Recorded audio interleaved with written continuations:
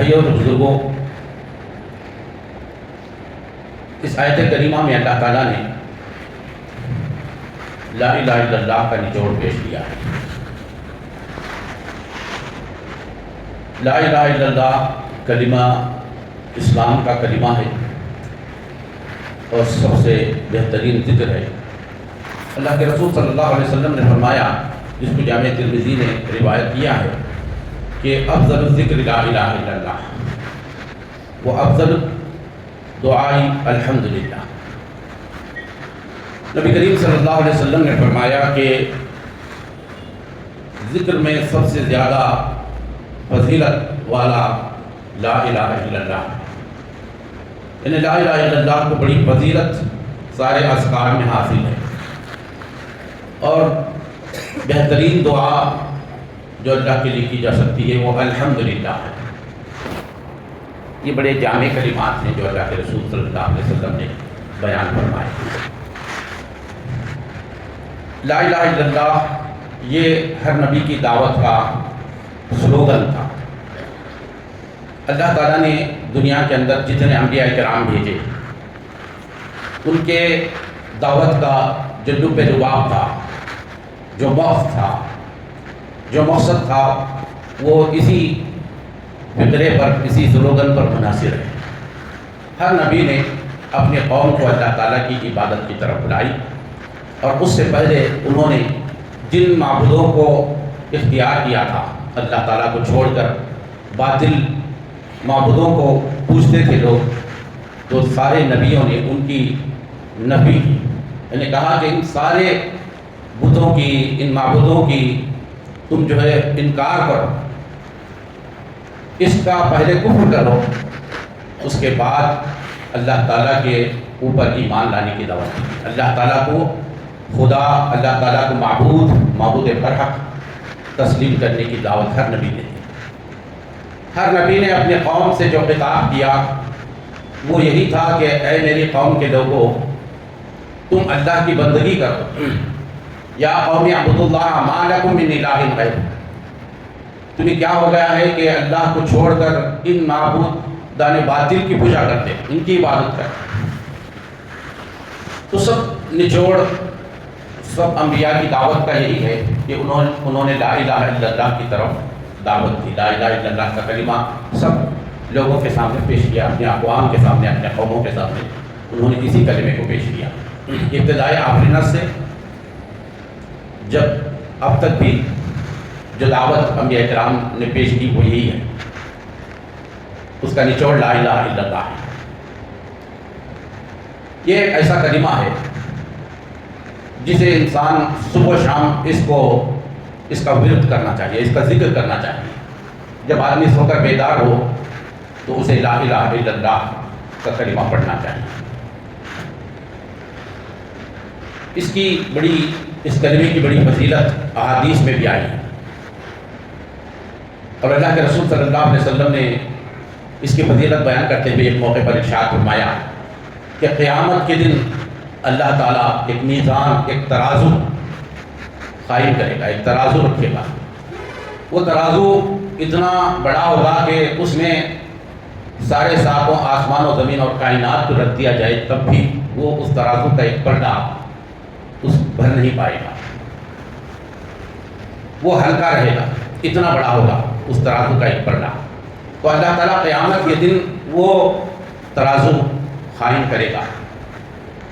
اللہ کے رسول صلی اللہ علیہ وسلم ارشاد فرماتے ہیں کہ قیامت کے دن اللہ تعالیٰ میرے ایک بندے کو سارے انسانوں کے سامنے معاف کر دے گا، اس کی بخشش کر دی جائے گی۔ اللہ کے رسول صلی اللہ علیہ وسلم نے فرمایا کہ ایک بندہ اللہ تعالیٰ کے سامنے ہوگا، اس کے 99 نامہ اعمال کھولے جائیں گے۔ یہ کہ ایک نامہ اعمال اتنا لمبا اور اتنا چوڑا ہوگا جو ساتوں آسمان اور زمین سے زیادہ اس کی گہرائی ہوگی، اور انسان کی حد نگاہ تک وہ پہنچے گا، یعنی انسان کی نگاہ جہاں تک پہنچ سکتی ہے وہاں تک بھی وہ نامہ اعمال، ایک ایک نامہ اعمال نظر آئے گا انسان۔ اتنا طویل اور اتنا چوڑا، چوڑائی بھی اور لمبائی بھی اتنی ہوگی کہ انسان اگر آنکھ اٹھا کر دیکھے تو انسان کی آنکھ جہاں تک دیکھ سکتی ہے اس سے زیادہ لمبا اور وسیع وہ نامہ اعمال ہوگا۔ تو اس طرح 99 نامہ اعمال اللہ تعالیٰ قیامت کے دن اس بندے کے سامنے نکال کر کھول کر اسے بتائے گا۔ پھر اللہ تعالیٰ اس سے پوچھے گا کہ بتا اس میں جو کچھ لکھا ہے کیا تو اس کا کوئی انکار کرتا ہے، یا میرے محافظ فرشتوں نے کوئی اس میں ایسی بات لکھتی ہو جو تم نے نہیں کی؟ تو وہ کہے گا کہ اے پروردگار ایسی بات نہیں ہے، میں یہ نہیں کہہ سکتا۔ اب وہ سمجھ لیتا ہے کہ جب اس کے نامہ اعمال یہ ہیں، اس کے اندر کوئی نیکی نہیں ہے، تو پھر اس کا انجام اسے سمجھ میں آ جاتا ہے کہ میرا انجام تو اب جو ہے ہلاکت ہے، اللہ کے عذاب میں مبتلا ہے، گناہ ہے۔ لیکن اللہ تعالیٰ اس وقت اسے کہے گا کہ آج کسی پر کوئی ظلم نہیں کیا جائے گا، اور ہمارے پاس تیری ایک ایسی نیکی ہے کہ اس نیکی کی وجہ سے تجھ پر آج کوئی ظلم نہ ہوگا۔ تو پھر اللہ تعالیٰ ان 99 نامہ اعمال اسے دکھانے کے بعد فرشتے کو حکم دے گا کہ وہ نیکی جو اس کے پاس تھی، اس کے نامہ اعمال میں ہے، اسے لے کر آئیں۔ تو فرشتہ ایک کارڈ لائے گا، کارڈ جیسے وزٹنگ کارڈ ہوتا ہے، اس کارڈ کے معنی ایک تختی ہوگی، ایک قطع ہوگا، قطع جیسے دیواروں وغیرہ پر ہم کوئی لکھ کر قطعے آویزاں کرتے ہیں، چپکاتے ہیں، لگاتے ہیں۔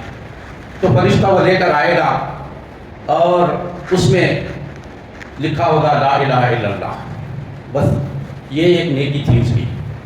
پھر اللہ تعالیٰ فرشتوں کو حکم دے گا کہ اس کے جتنے نامہ اعمال ہیں، 99 نامہ اعمال جو ریکارڈ اس کا ہے، اس کو ایک پردے میں رکھو، اور پھر اس قطعے کو، اس کاغذ کے ٹکڑے کو، اس کارڈ کو دوسرے پردے میں رکھو۔ تو اس کا اتنا بڑا نامہ اعمال اوپر اٹھ جائے گا، اور یہ معمولی لا الہ الا اللہ لکھا ہوا قطعے کا ٹکڑا، یہ کارڈ، اس کی وجہ سے وہ پردہ بھاری ہو جائے گا۔ کیوں نہ ہو، اللہ تعالیٰ کے اس کلمے کا وزن ہی اتنا ہے، اس کے مقابلے میں کسی چیز کی کوئی وزن نہیں ہے۔ اسی کے لیے اللہ تعالیٰ نے آسمان و زمین قائم کیے، اسی کی بنیاد پر انسانوں کو مومن اور کافر ٹھہرایا گیا، اسی کی بنیاد پر انسانوں کو جزا اور سزا دی جائے گی، اسی کی بنیاد پر اللہ تعالیٰ نے ایک امت قائم کی اور پھر اسے اللہ کی عبادت کا حکم دیا۔ یہ کلمہ ایسا ہے، شیخ البانی رحمۃ اللہ علیہ کہتے ہیں کہ یہ کلمہ اتنا بھاری ہے کہ اللہ تعالیٰ نے اسی کے لیے یہ ساری چیزیں بنائی ہیں، یہ آسمان و زمین، یہ کائنات، یہ انسانوں کی تخلیق، یہ سب اسی کی بدولت، لا الہ الا اللہ ہی کی بدولت اللہ تعالیٰ نے قائم کی۔ اسی کے خاطر اللہ تعالیٰ نے دنیا میں انبیاء کرام کو بھیجے، انبیاء کرام کو مبعوث کیا، اسی کے خاطر اللہ تعالیٰ نے کتابیں نازل کی انسانوں پر۔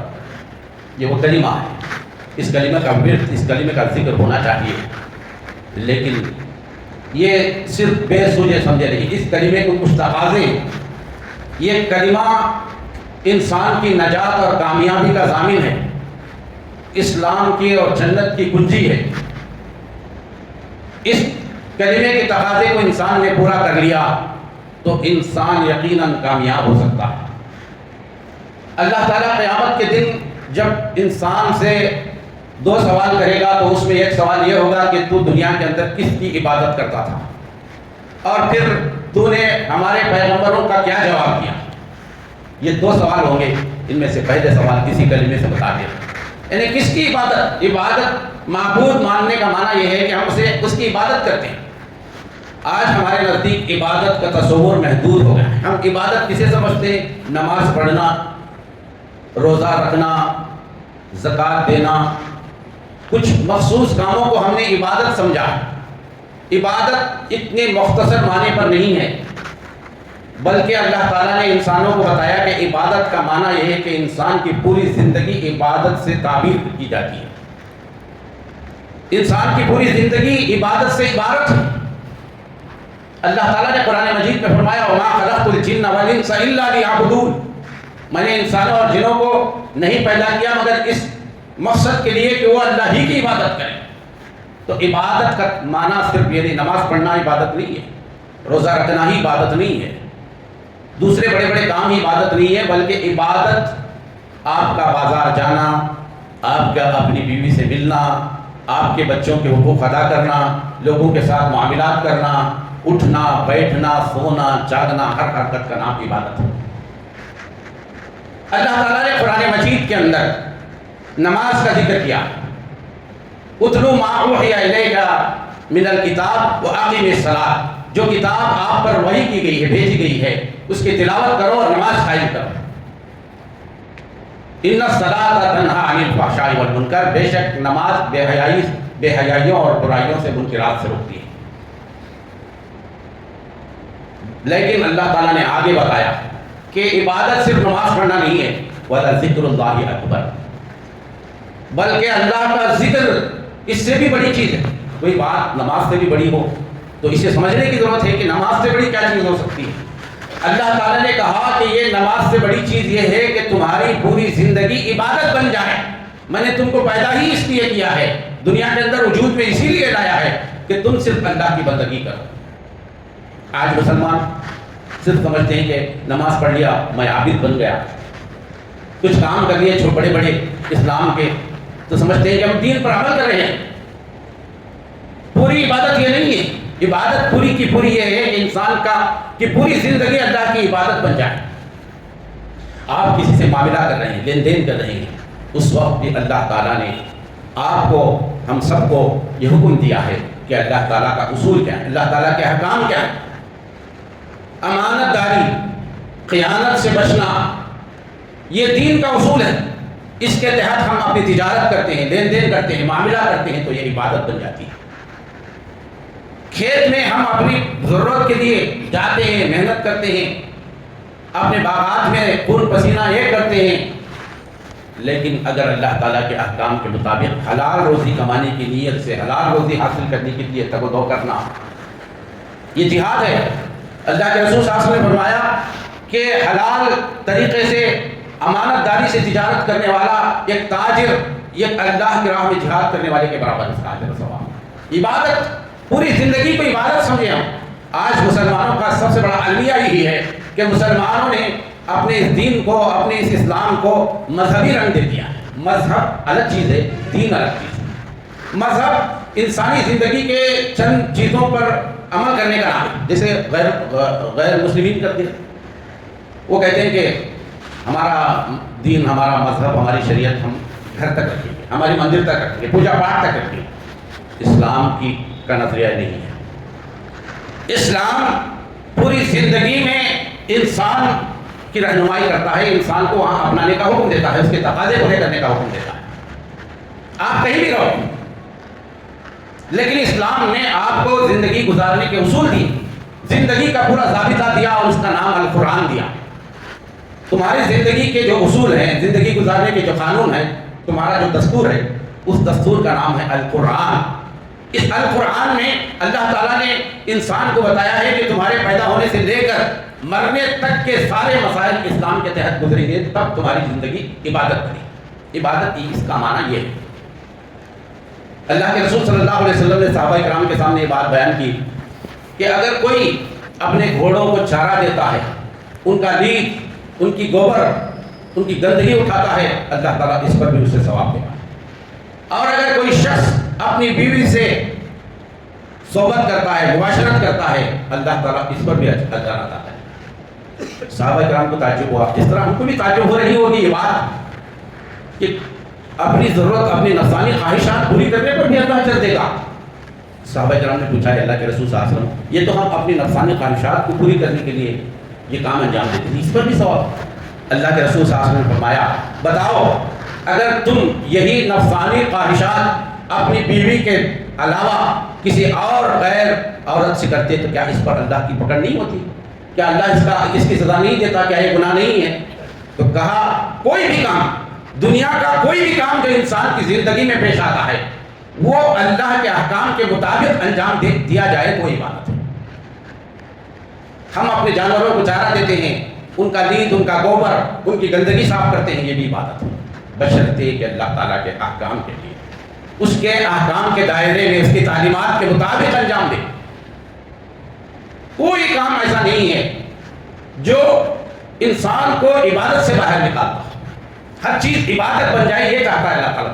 تمہارا ہر کام عبادت بن جائے. ہم کام تو کرتے ہیں, ہم روزی تو کماتے ہیں, اپنے باغات میں کام بھی کرتے ہیں, لیکن کچھ ایسی غلطیاں ہیں جس کی وجہ سے ہماری یہ عبادت کی بجائے وہ گناہ بن جاتی ہے. ہم اپنے باغ میں گئے, پڑوس میں میرا اپنا باغ والا بھی ہے, اس کے بھی کچھ حقوق ہیں. میں اپنے گھر میں رہتا ہوں, میرے اپنے گھر کے پڑوس میں کچھ میرے پڑوسی ہیں, ان کے حقوق ہیں. تو یہ سب ادا کرنا, حقوق ادا کرتے ہوئے کسی کا حق نہ مارنا, بلکہ اپنے حق سے بڑھ کر اسے حق ادا کرنے کی کوشش کرنا, یہ عبادت ہے. یہ چاہتا ہے اللہ تعالیٰ کہ مسلمان پوری طرح اللہ تعالیٰ کے احکامات کے تابع ہو کر ان کی زندگی گزارے. لا الہ الا اللہ کا یہی تقاضا ہے. صرف لا الہ الا اللہ کہنے سے کوئی جنتی نہیں ہو جاتا. کتنے ایسے لوگ ہیں جو لا الہ الا اللہ کہتے ہیں, نماز بھی پڑھتے ہیں, روزہ بھی رکھتے ہیں, دوسری باتیں بھی پر بھی عمل کرتے ہیں, لیکن ان کی زندگی میں ہم دیکھتے ہیں کہ لا الہ الا اللہ کا جو صحیح تصور ہونا چاہیے وہ نہیں ہے. ہم دوسری چیزوں پر بھی بھروسہ کرتے ہیں. اللہ کے علاوہ کسی کو ہم اپنا رب نہ مانیں, الہ نہ مانیں, عبادت نہ کریں. میں نے آپ کو بتایا کہ عبادت بڑے وسیع معنی میں استعمال کیا جاتا ہے. صرف نماز پڑھنا عبادت نہیں ہے. کسی سے مدد طلب کرنا, کسی کے نام پر نظر و نیاز کرنا, کسی پر بھروسہ اور توکل ایسے کرنا جیسے اللہ تعالیٰ سے کیا جاتا ہے. تو یہ سب چیزیں عبادت میں داخل ہوتی ہیں. اور اگر ہم نے اللہ کے علاوہ کسی اور سے یہ توقع رکھی تو گویا ہم نے اللہ کے علاوہ دوسرے کی عبادت کی. قرآن مجید میں اللہ تعالیٰ نے جہاں اللہ تعالیٰ کی عبادت کا حکم دیا, اللہ تعالیٰ پر ایمان کا حکم دیا, وہی کہا کہ وَاجْتَنِبُوا الطَّاغُوتَ, طاغوت کا انکار ضروری ہے. اللہ کے علاوہ جن کو بھی معبود مانا جائے وہ طاغوت میں شامل ہے.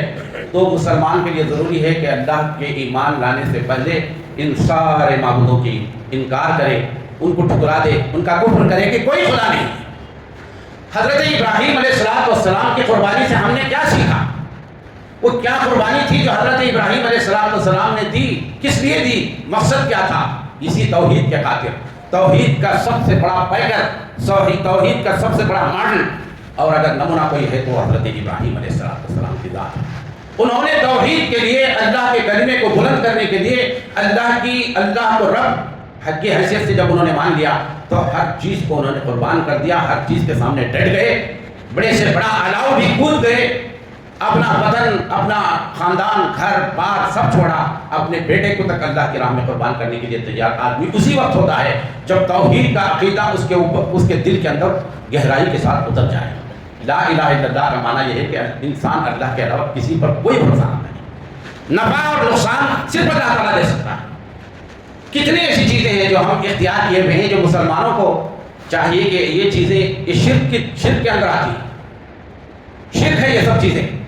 گھروں کے اندر ناریل لٹکا لینا, نیمبو اور مرچی لگا لینا, کدو لٹکا لینا, ہاتھ میں اور اپنے جسموں میں دھاگے باندھ دینا, یہ ہمارا عقیدہ نہیں ہے, یہ غیروں کا عقیدہ ہے. غیروں سے متاثر ہو کر ہم نے اسلام کے اندر ان چیزوں کو رواج دیا, وہ شرک ہے. اور اسی شرک سے بچنے کا اللہ تعالیٰ نے ہم کو حکم دیا ہے. مسلمان یہ ہے کہ وہ سارے چیزوں کا انکار کر کے صرف اللہ کا اقرار کرتا ہے, اللہ کو مانتا ہے اور سمجھتا ہے کہ کسی کے ہاتھ میں کسی کے بھی اندر اتنی طاقت نہیں ہے کہ اللہ تعالیٰ کے فیصلے کو نافذ ہونے سے روک سکے, یا اللہ تعالیٰ کا جو منشا ہے اس کے مقابلے میں وہ اپنی منشا, اپنی مرضی کو نافذ کر سکے. اللہ کی منشا کے بغیر دنیا کے اندر یہ پتا بھی ہل نہیں سکتا. گرنے کی بات الگ بات ہے, یہ پتا بھی حرکت نہیں کر سکتا درخت کا جب تک اللہ کا منشا, اللہ کی مرضی نہ ہو. یہ ایمان ہے ہمارا. مسلمان اسی چیز کو کہتے ہیں. جب ہمارے اوپر کوئی آفات آتی ہیں, بیماری آتی ہے, مشکلات آتے ہیں, امتحانات آتے ہیں, تو ہم اپنا ایمان گنوا بیٹھتے ہیں. طرح طرح کے وسوسے, توہمات کا ہم مسلمان شکار ہیں. اللہ پر کامل یقین نہیں ہے. اللہ پر کامل یقین یہ ہے کہ پیچھے سے فرعون کی پوری فوج اپنی سپاہیوں, ساز و سامان کے ساتھ حضرت موسیٰ علیہ السلام اور آپ کے ایمان لانے والوں کے پیچھے سامنے سمندر آئے. قوم گھبرا گئی, کہا کہ اے موسیٰ علیہ السلام, آپ تو لگا کہ آپ نے ہم کو یہاں لگا کے مروا دیا. سامنے سمندر اور پیچھے فرعون کی فوج, کچلے جائیں گے. انا لمدرکون, ہم تو مارے گئے, ہم ہلاک ہو گئے. یہ ایمان کی کمزوری تھی. حضرت موسیٰ علیہ السلام نے کہا ان معی ربی سیہدین، مجھے میرے رب پر بھروسہ ہے، میرا رب میرے ساتھ ہے. پھر اللہ تعالیٰ نے اس سمندر میں سے راستے نکالتا ہے. انسانی زندگی کے مسائل میں بھی ایسا ہی مسلمان یہ یقین رکھے، جس نے آگ سے حضرت ابراہیم علیہ السلام کو بچایا وہی ہمیں شفا بھی دے سکتا ہے. وَإِذَا مَرِضْتُ فَهُوَ يَشْفِينِ، حضرت ابراہیم علیہ السلام نے یہ جملہ کہا، میں جب بیمار ہوتا ہوں تو وہی شفا دیتا ہے. شفا، بیماری، مشکلات، مسائل، امتحانات، روزی دینا، اولاد کا دینا، کسی کام کا بنانا بگاڑنا اللہ کے اختیار میں. کسی کی کوئی طاقت دنیا کے اندر کوئی طاقت ایسی نہیں ہے جو ان کاموں میں، اللہ کے ان کاموں میں کوئی دخل اندازی کر سکے. یہ تصور ہمارے اپنے اندر پیدا کرنے کی ضرورت ہے. لا الہ الا اللہ، اس چھوٹے سے کلمے میں یہی جادو ہے، یہی قوت ہے. وہ مسلمانوں کو سکھاتا ہے کوئی بھی بڑی سے بڑی مشکل آپ کے سامنے آ جائے اللہ پر بھروسہ. کتنے ایسی مثالیں ہیں دنیا کے تاریخ اسلام کے اندر جن کو پھانسی پر لٹکانے کا وقت آیا، اللہ پر کامل یقین تھا، موت اور حیات کے فیصلے آسمان پر ہوتے ہیں، انہوں نے کہا تو اللہ تعالیٰ نے ان کو بچایا. یہ یقین، یہ کامل یقین ہی اللہ تعالیٰ پر ایمان اس کا تقاضا کرتا ہے. لا الہ الا اللہ کا یہی معنی ہے. جب اللہ کے حکم پر حضرت ابراہیم علیہ السلام نے چھری چلائی، اللہ کو بیٹا لینا مقصود نہیں تھا، بیٹے کو ذبح کروانا مقصود نہیں تھا، دنیا کو بتانا تھا ایمان کیا ہوتا ہے، اللہ پر اطاعت کا جذبہ کسے کہتے ہیں. حضرت ابراہیم علیہ السلام کے ذریعے سے ہمیں سکھایا جا رہا ہے. یہ سبق ہم ابھی پڑھ کے آئے ہیں، دوہرا کے آئے ہیں، اپنے عمل کے ذریعے سے اس کو ہم تازہ کیا ہے. ضرورت اس بات کی ہے کہ اپنے عقیدے کو مضبوط کیا جائے. ان غلط توہمات میں جو غیروں سے متاثر ہو کر ہم نے اپنائے ہیں اس کو نکال پھینکیں. اسلام ان توہمات کو، ان غلط چیزوں پر بھروسہ کرنے کا نام نہیں ہے. یہ اسلام ہے ہی نہیں. اسلام تو یہ ہے اللہ پر کامل بھروسہ. کچھ بھی ہو جائے اسی کا فیصلہ نافذ ہوتا ہے. تو بہرحال اس کلمے کا جہاں ہم ورد کریں اس کے تقاضوں کو سمجھنے کی کوشش کریں. یہ کلمہ مختصر چھوٹا سا کلمہ ہے لیکن اپنے اندر ایک معانی کا سمندر لیے ہوئے ہیں. تو اس کو سمجھیں. یہ معمولی جملہ کیا ہے؟ لا الہ الا اللہ کا مطلب یہ ہے کہ سارے معبودوں کو ہم نے ٹھکرا دیا. کوئی معبود نہیں، معبود نہیں، کوئی کسی کے اندر کوئی طاقت نہیں، کوئی نفع نہیں پہنچا سکتا، کوئی نقصان نہیں پہنچا سکتا، کوئی کچھ بنا نہیں سکتا، بگاڑ نہیں سکتا، کچھ دے نہیں سکتا، لے نہیں سکتا. سب کچھ معبود کے معنی آ گئے. مطلب کسی کے اندر یہ طاقت نہیں. طاقت ہے تو اللہ تعالیٰ جس نے پیدا کیا، جو رزق دینے والا ہے، جس پر بھروسہ کیا جانا چاہیے، مدد اسی سے مانگنی چاہیے. بار بار ہم نمازوں میں یہ کہنے کے باوجود مدد کا جب وقت آتا ہے تو ہم دوسروں کے در پر جاتے ہیں. یہ بہت بڑی کمزوری مسلمانوں کی. اس کمزوری سے ہم آج نکلنے کی ضرورت ہے.